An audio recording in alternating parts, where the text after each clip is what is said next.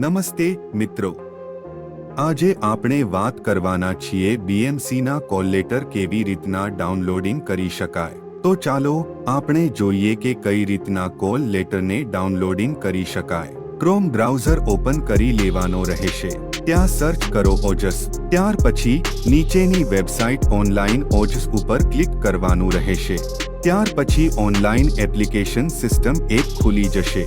અહીં call letter ઉપર click કરવાનું રહેશે।